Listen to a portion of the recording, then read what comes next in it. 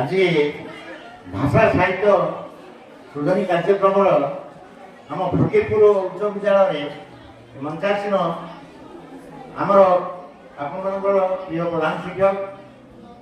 आम सीआरसीसी बंधु मो साथी गुणबाबू ए विद्यालय